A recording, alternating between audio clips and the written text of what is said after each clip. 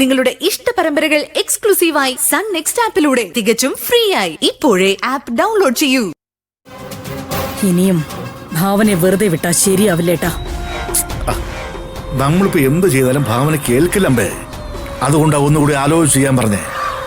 ഓണത്തിന് സംഭവം ചീറ്റിപ്പോയതായിട്ടാ. അതങ്ങനെ വിട്ടാ പറ്റില്ലല്ലോ. അവസാനം അജയൻ നമുക്ക് തിരിച്ചു പണി തരരുത്. അജയനല്ലാതെ മറ്റൊരു ഓപ്ഷൻ നമ്മുടെ മുമ്പിൽ ഇപ്പൊ ഇല്ല ഏട്ടാ. വിശ്വസിക്കല്ലേ? വിശ്വസിക്കാം.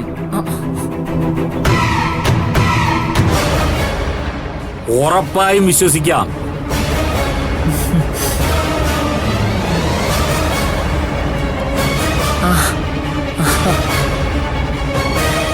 വാ.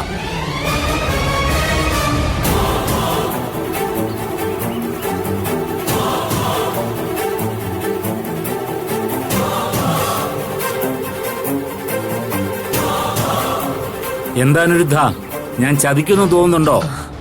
ഇപ്പൊ ആരും വിശ്വസിക്കാൻ പറ്റുന്നില്ല അജയ. അതുകൊണ്ടാണ് ഞാനിപ്പോ അങ്ങനെ പറഞ്ഞേ. അജയൻ ഒരു കാര്യം ഏറ്റാലേ ഏറ്റതാ.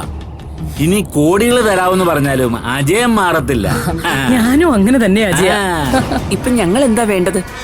പറയാം. പ്രസീതയ്ക്ക് മോളുടെ ജീവിതം പോയതില് പ്രയാസമില്ലേ? ഇല്ലെന്നോ?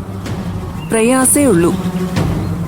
അത്രമാത്രം മോഹം എന്റെ മോക്ക് കൊടുത്തിട്ടാ അവസാനം അവളെ ചതിച്ചത്. എന്നാ പിന്നെ ഒരു ചതിവേല നമുക്ക് അങ്ങോട്ട് തിരിച്ചു കൊടുത്താലോ? എന്താ ഉദ്ദേശിക്കുന്നത്? വല്ല തല്ലാനോ കൊല്ലാനോ വല്ലോ ആണെങ്കിലേ ഞങ്ങളെ അങ്ങ് വിട്ടേക്ക്.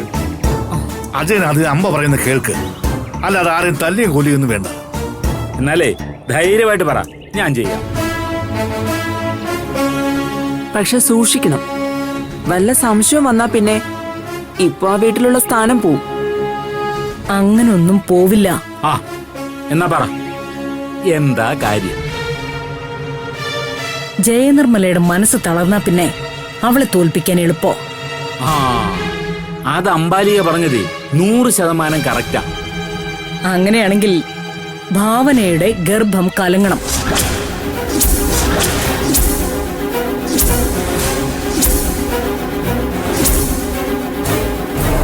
എന്തുപറ്റി? ഞാൻ പറഞ്ഞതിൽ എന്തെങ്കിലും അഭിപ്രായ വ്യത്യാസമുണ്ടോ? അയ്യോ, ഞങ്ങൾക്ക് ഒരു അഭിപ്രായ വ്യത്യാസവും ഇല്ല അല്ലേ? കാരണം ഞങ്ങൾ ഇതേ കാര്യം പലവട്ടം ചർച്ച ചെയ്തതാ. കണ്ടോ ഏട്ടാ, നമ്മൾ ശരിയായ റൂട്ടിലാ ഇപ്പൊ നിൽക്കുന്നത്. പറയാൻ എളുപ്പമാണ് അമ്പാലിക്ക്. പക്ഷെ അതെങ്ങനെ പറ്റുമെന്ന് നമുക്ക് നോക്കണ്ടേ? ഞാനൊന്ന് ശ്രമിച്ചതാ പ്രസീതേ, പക്ഷെ ചീറ്റിപ്പോയി. അതപ്പോ? അതൊന്നും ഇനി പറഞ്ഞിട്ട് കാര്യമില്ല. ഓക്കെ, ഞങ്ങൾ എന്താ ചെയ്യേണ്ടതെന്ന് വെച്ചാ പറ. നിങ്ങൾ അമ്പ തരുന്ന സാധനം ബുദ്ധിപൂർവ്വം ഉപയോഗിച്ചാൽ മതി. സംഗതി ഓക്കെ ആവും. അതെന്തോ സാധനമാ?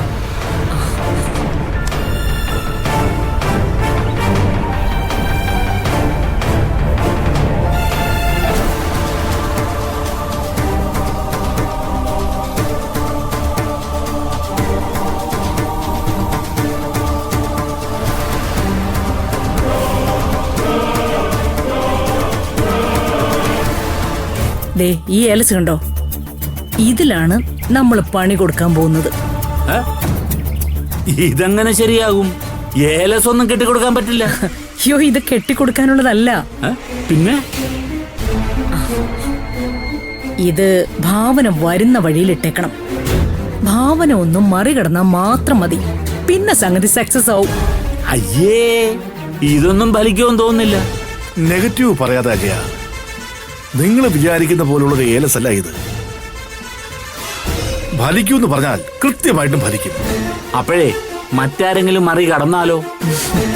മറികടക്കുന്ന വ്യക്തി ഗർഭിണിയാണെങ്കിൽ അത് അലസിപ്പോവും. അതല്ല, മറ്റൊരു വ്യക്തിയാണെങ്കിൽ അതിൻ്റെതായ ബുദ്ധിമുട്ടുകൾ വരും. ചത്തൊന്നും പോവില്ലല്ലോ? ഏയ് ഇല്ല, അങ്ങനൊന്നും സംഭവിക്കില്ല. പിന്നെ ഇതിന്റെ ശക്തി ഒരൊറ്റ തവണ ഉപയോഗിക്കുന്നതോടെ തീരും. ആണോ? അപ്പൊ സൂക്ഷിച്ച് ഉപയോഗിക്കണം ഇല്ലയോ? അതെ. എന്തു പറയുന്നു? പറയാനൊന്നുമില്ല, ഞങ്ങൾ ചെയ്യാം. പകരം ഞങ്ങൾക്ക് എന്ത് ചെയ്യും? നിങ്ങൾക്ക് നല്ലൊരു തുക ഞാൻ തരും. ഓക്കെ, അത് മതി. അല്ലെങ്കിലും കാശ് കിട്ടുന്നതാ നല്ലത്. ധൈര്യമായിട്ടിരിക്കേ. അത് പറ്റില്ല, അത് പറ്റില്ല. കാശ് ആദ്യം കിട്ടണം. ഒടുവിലേ ഞങ്ങളാവും പെട്ടുപോകുക. ശരി, ഇന്ന് തന്നെ കാശ് അക്കൗണ്ടിൽ വരും. അക്കൗണ്ട് നമ്പർ അയച്ചേക്ക്. സമ്മതം. ദാ, ഇത് വളരെ സൂക്ഷിക്കണം.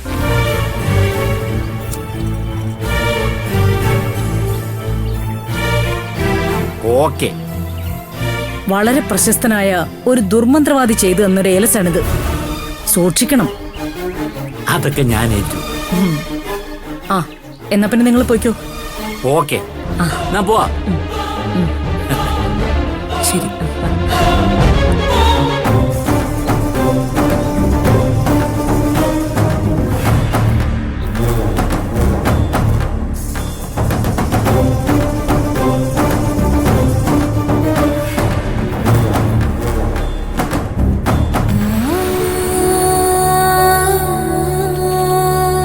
വീണ്ടും എൻ്റെ മനസ്സിന്റെ വേദന മനസ്സിലാക്കി ഒരു പരിഹാരം ഉണ്ടാക്കി തന്നതിന് ഒരുപാട് സന്തോഷം. സേതുവിനെ നിരപരാധിയായി കണ്ട് കോടതി വെറുതെ വിട്ടു എന്നറിഞ്ഞു. ഇനിയും നമ്മുടെ മക്കൾക്കും ഈ വീടിനും സ്നേഹവും തണലായി നിൽക്കണം.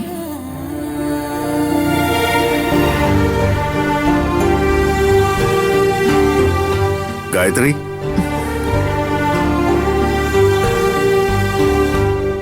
വാടാ.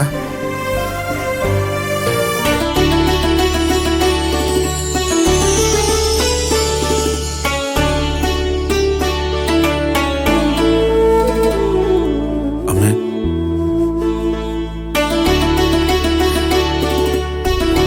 സേതു,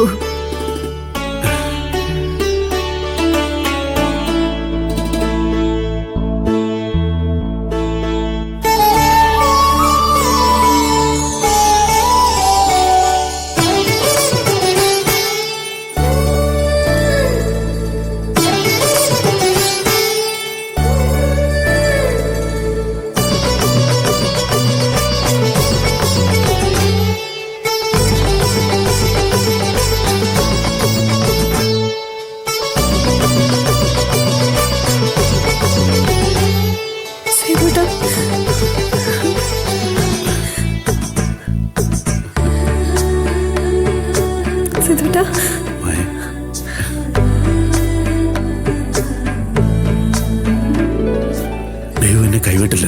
ഏട്ടാ, സേതുവേട്ടാ,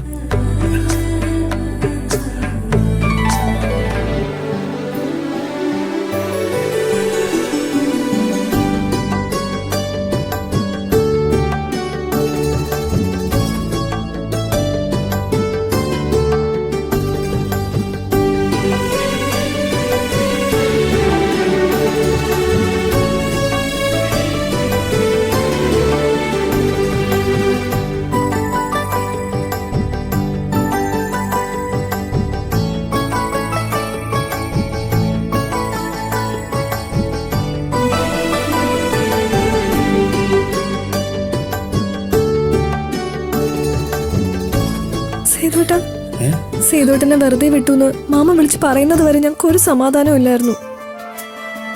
എസ് ഐ അജിത് സാറിന്റെ ബുദ്ധിപരമായ എഫ്ഐആറാ സേതുവിനെ രക്ഷിച്ചത്.